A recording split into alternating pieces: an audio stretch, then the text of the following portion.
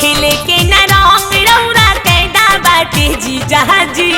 गिजला से बोली कौन फायदा बाटे जीजा जी गिजला से बोली कौन फायदा बाटे जीजा जी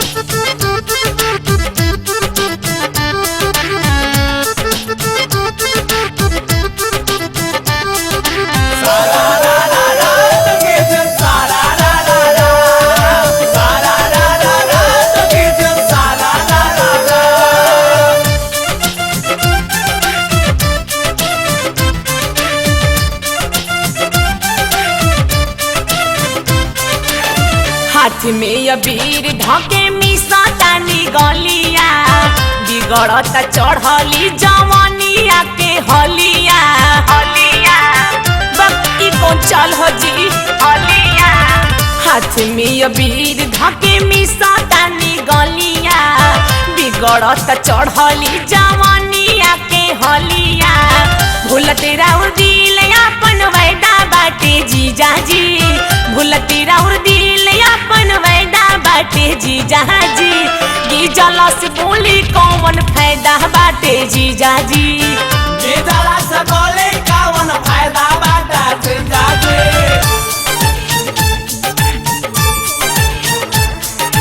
होली हो साली के होली हो घरवाली के होली हो साली के होली हो घरवाली के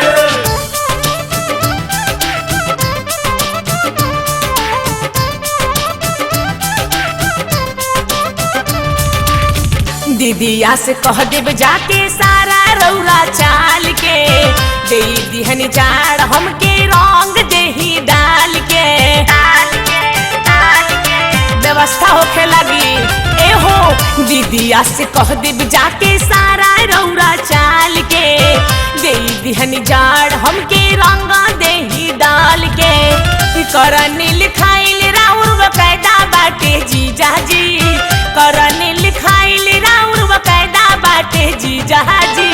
गिजला से बोली कौन फायदा बाटे जीजा जी गिजला से बोली कौन फायदा बाटे जीजा जी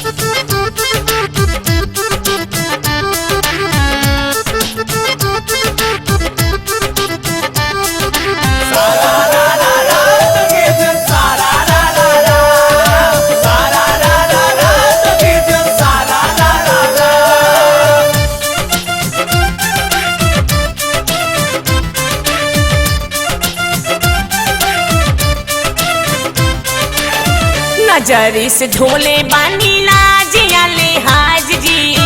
कहे ऐसे करतानी जी आदित राज जी मन किनार के रात बड़ी खराब लगता ए जी नजरी से झोले बानी लाज या लिहाज जी कहे ऐसे करतानी जी आदित राज जी धके न हवा देव घोरल मैदा बाटे जीजा जी धके न हवा देव घोरल मैदा बाटे जीजा जी गिजला से बोली कौन फायदा बाटे जीजा जी गिजला से बोली